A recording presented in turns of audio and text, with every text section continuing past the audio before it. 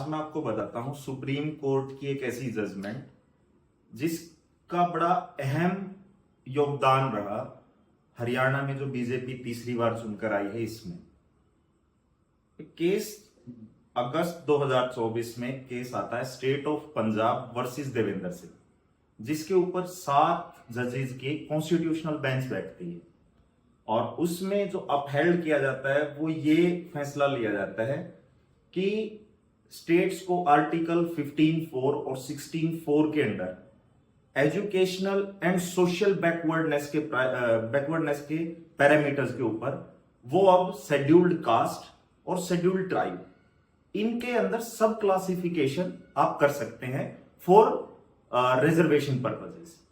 पहले एससी और एसटी को एक होमोजेनियस ग्रुप की तरह देखा जाता था कि आप इसमें सब क्लासिफिकेशन नहीं कर सकते। इस फैसले को सबसे पहले लागू करता है हरियाणा। सबसे पहले जो लागू करने वाला स्टेट है वो हरियाणा है।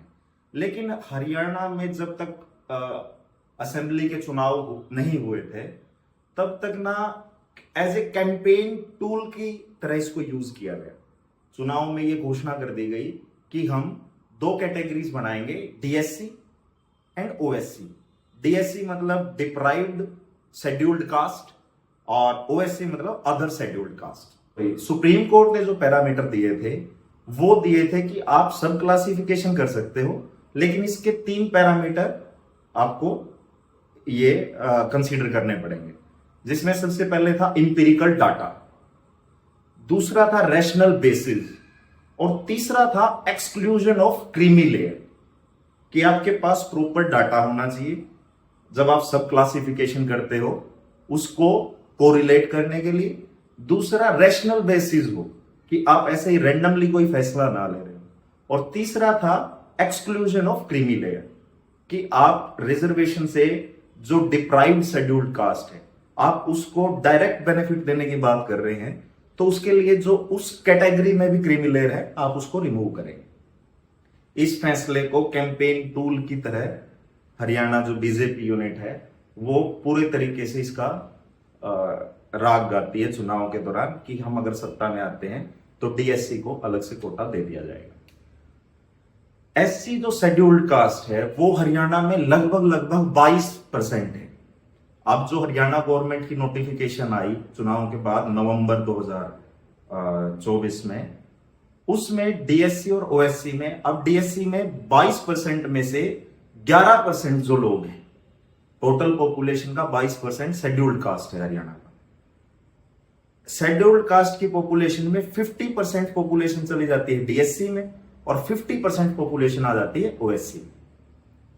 डाटा दिया गया, उसमें जो बेसिस बनाया गया कि ग्रुप ए में सिर्फ 4.7% जो वैकेंसीज हैं वो डीएससी के लोगों के द्वारा भरी गई हैं। ग्रुप बी की जो पोस्ट है उसमें सिर्फ 4.14% जो डीएससी कम्युनिटी बनाई गई उसके सिर्फ 4.14% लोग आते हैं और ग्रुप सी में मात्र 6.27। और यही डाटा अगर ओएससी में देखा जाए अदर शेड्यूल्ड कास्ट में तो ऑन एन एवरेज 11-12% के अराउंड का था। तो बीजेपी ने क्लेम किया कि हम डायरेक्ट बेनिफिट रिजर्वेशन का देने के लिए ये बड़ा अहम फैसला है।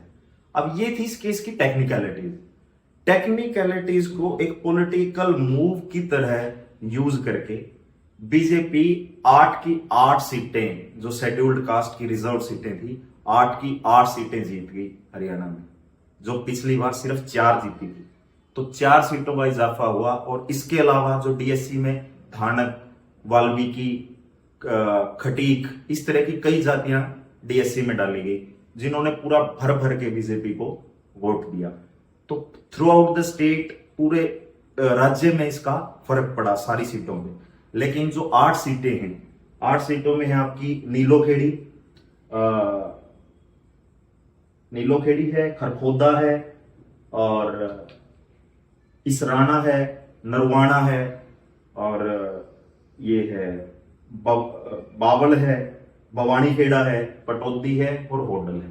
8 की 8 सीटें क्लीन स्वीप बीजेपी कर जाती है। हालांकि ये जो फैसला है हरियाणा सरकार का, ये अभी भी हाई कोर्ट में इसको चैलेंज कर रखा है और ये विचाराधीन है लेकिन अगर इस जो फैसले को अगर अपहेल्ड कर देता है हाई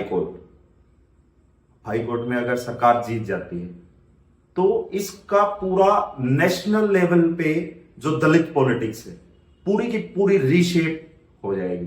दलित पॉलिटिक्स का पूरा जो तरीका है, जो लीडर्स हैं, वो सब के सब चेंज भी होंगे। उस राजनीति का पूरा नेशनल लेवल पे, राष्ट्रीय सतह पे उसका पूरा ढांचा बदल जाएगा।